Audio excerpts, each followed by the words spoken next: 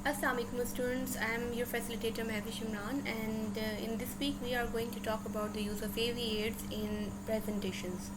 AV aids से मुराद है audio visual aids जो कि हम presentations में use करते हैं. Now a question arises that what is the importance of presentation, or we can say that what is the importance of making presentation in or while during or while conveying your message.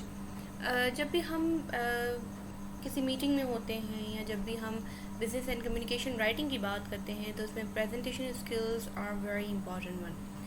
क्योंकि हम with the help of presentation अपने ideas को जो है वो better manner में convey कर सकते हैं और जो हमारे कस्टमर्स होते हैं उन्हें हम एक्सप्लेन कर सकते हैं कि एक्चुअली हम कहना क्या चाह रहे हैं.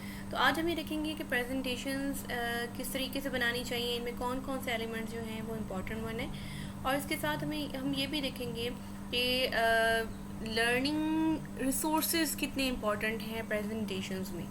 तो जब भी आप प्रेजेंटेशन बनाएंगे आगे जाके, ठीक है, कम्युनिकेशन करेंगे थ्रू प्रेजेंटेशन, तो आपको इन पॉइंट्स पर बहुत ज़्यादा जोर देना होगा. So let's take a start. The first one is that objectives. At the end of the presentation, you will be able to. Presentation here mean my presentation. Okay. So list learning resources and choose the most appropriate audio-visual aids in your presentations. ये दो objectives हैं आज के lecture के. आज का lecture जो है वो थोड़ा सा short है, 10 minutes का है. बाकी जो इसका remaining part होगा उस पर हम discussion करेंगे कल. तो आज हमें देखेंगे कि लर्निंग रिसोर्सेज क्या होते हैं, ठीक है, और एक्चुअली लर्निंग रिसोर्सेज जो हम इनके बारे में लर्न करते हैं, ठीक है, तो उसके इम्पॉर्टेंस क्या है कि जब हम इसके बारे में सीख लेते हैं तो हम इन्हें बनाना भी सीख लेते हैं.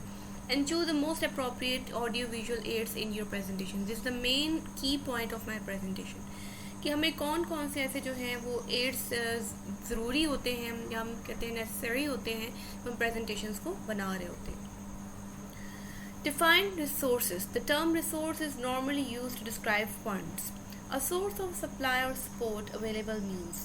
यहाँ पर वेबस्टर की एक डेफिनेशन है. अगर हम इसको थोड़ा सा डिस्कस कर लें तो आपको एक चीज़ क्लियर हो जाएगी कि सपोर्ट के लिए जो हम मटेरियल जिसे हम कहते हैं अवेलेबल मटेरियल जो हम यूज़ करते हैं, ठीक है, एक होता है आपके बेसिक कंटेंट मटेरियल, ठीक है, जिस पर आपकी पूरी प्रेजेंटेशन बेस करती है. हम ये देखते हैं कि आप लेट्स सपोज बात करने जा रहे हैं किसी भी like I can just give example of selling your product, for example like phone, ठीक है, आप कमर्शियल बनाना चाह रहे हैं या आप ये बताना चाह रहे हैं कि आप फ़ोन कैसे सेल आउट करेंगे, ठीक है, तो ये आपका हो गया मेन कंटेंट, बेस कंटेंट, ठीक है. अब क्या होगा कि इसको सपोर्ट देने के लिए कि आप कैसे जो है वो अट्रैक्टिव बना सकते हैं अपने इन पॉइंट्स को. कंटेंट तो आपके पास ऑलरेडी अवेलेबल है, अब आपने इसको प्रेजेंट कैसे करना है, ठीक है, और कौन कौन से ऐसे रिसोर्सेज हैं जिनसे आप हेल्प ले सकते हैं कि आप अट्रैक्शन जो है वो आपके कस्टमर्स की आपकी तरफ आपकी प्रेजेंटेशन की तरफ हो जाए, ठीक है. तो कौन कौन से ऐसे रिसोर्सेज हो सकते हैं, ठीक है.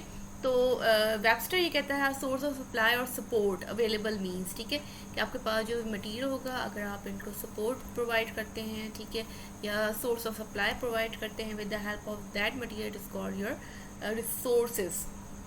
और हम इसको फंड्स के तौर पे भी देख सकते हैं. फंड्स क्यों हो गए, एक तौर पे हम एक कह सकते हैं कि ये आपको मज़ीद मतलब सपोर्ट देते हैं to explain your idea. What are learning resources. अभी स्टार्टिंग में बात करी थी जब मैं ऑब्जेक्टिव को डिस्कस कर रही थी कि हम लर्निंग रिसोर्सेज भी देखेंगे कि वो क्या हैं, ठीक है, और कौन कौन से लर्निंग रिसोर्सेज हैं. The inputs used in the process of acquiring knowledge, attitudes or skills from study, instruction or experience.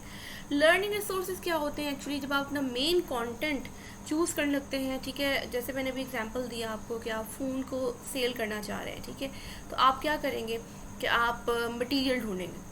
अब आपने मटेरियल कहाँ से ढूंढना है, इन लर्निंग रिसोर्सेज से ही ढूंढना है. तो learning resources are very important one to provide you the main material. I'm not talking about in the respect of only AV aids, but in the help of providing you the material for your basic content. They could be classified as electronic or non-electronic. ठीक है। अब आप जो आपकी information है, जो आपका base content है, ठीक है, आप कहाँ से ले सकते हैं? या तो आप इलेक्ट्रॉनिक लर्निंग रिसोर्सेज लेंगे या नॉन इलेक्ट्रॉनिक लर्निंग रिसोर्सेज से लेंगे। लर्निंग रिसोर्सेज हम देख लेते हैं जल्दी जल्दी, इस पर हम ज़्यादा फोकस नहीं करेंगे।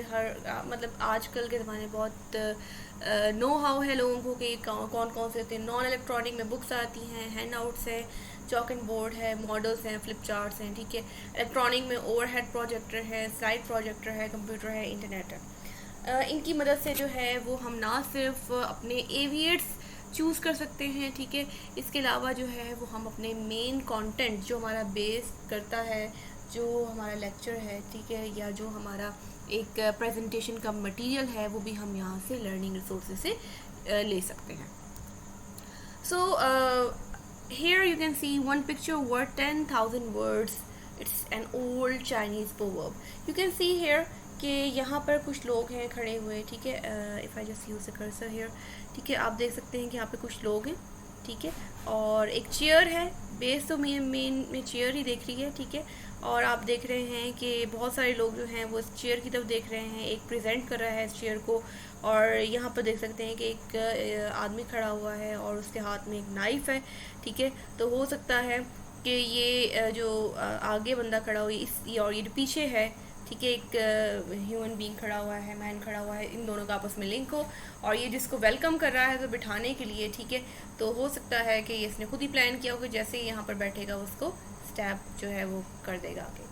और कुछ लोग पीछे देख रहे हैं, कुछ लोग चेयर की तरफ देख रहे हैं, तो there could be a lot of meanings, ठीक है, बहुत सारे मीनिंग्स हो सकते हैं। मेरी अपनी परसेप्शन थी, ठीक है, मैंने आपको बता दिया कि मुझे लगा कि इसमें ये है। I believe you can talk for 30 minutes on this cartoon and it's a reality. अगर आपको एक कार्टून दे दिया जाए, अगर आपको एक पिक्चर दे दी जाए, ठीक है, तो आप उसके बारे में डिस्कस कर सकते हैं। अब यहाँ पर इस पिक्चर को इस्तेमाल करने का बेसिक मकसद ये था कि आपको एक चीज़ क्लियर कर दूँ मैं, कि जब हम इस तरह की कोई भी विजुअल एड यूज़ करते हैं, ठीक है, लाइक पिक्चर हम यूज़ करते हैं अपनी प्रेजेंटेशन में, तो हम उसको मज़ीद प्रेजेंटेबल बना रहे होते हैं, हम अट्रैक्शन गेन कर रहे होते हैं अपने कस्टमर्स की। आपने कोई भी फ़ोन लॉन्च करना है, आपने कोई भी प्रोडक्ट लॉन्च करना है, ठीक है, तो अगर आप उसकी पिक्चर दिखाना चाहते हैं या आप कोई ऐसा सिनेरियो क्रिएट करना चाह रहे हैं, ठीक है, जो मोर जिसे हम कहते हैं कि अटेंशन सीकिंग होगा, तो आप क्या करेंगे? You can use their pictures and with the help of pictures you can give more chances to your customer to have a guess कि आप किस चीज़ के बारे में डिस्कस करने जा रहे हैं, या कौन कौन सी इसकी स्पेसिफिकेशन हो सकती हैं, ठीक है। तो with the help of pictures you can give or you can put the attention of your customers toward that picture or your main idea. Most people believe that a presentation with visual aids is more persuasive.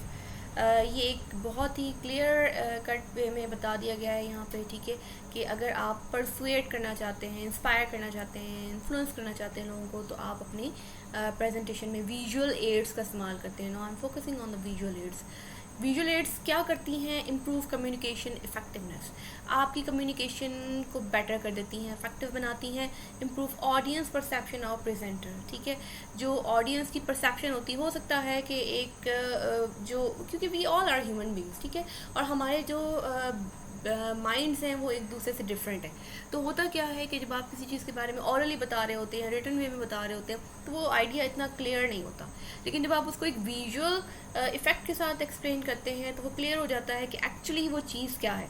तो improve audience perception of the presenter, ठीक है, तो वो presenter के perception को clear कर देती है। एंड इम्प्रूव स्पीकर्स कॉन्फिडेंस, अब यहाँ पर वो स्पीकर को कॉन्फिडेंस भी देती है। क्यों देती है? क्योंकि स्पीकर को पता है कि अगर वो कहीं पर अटक गया, ठीक है, एक्सप्लेन नहीं कर पा रहा, तो वो फ़ौरन विजुअल एड की तरफ जाएगा और विजुअल एड की हेल्प से जो है वो अपने आइडियाज़ को जो है वो क्लियरली मैनर में जो है एक्सप्लेन कर देगा।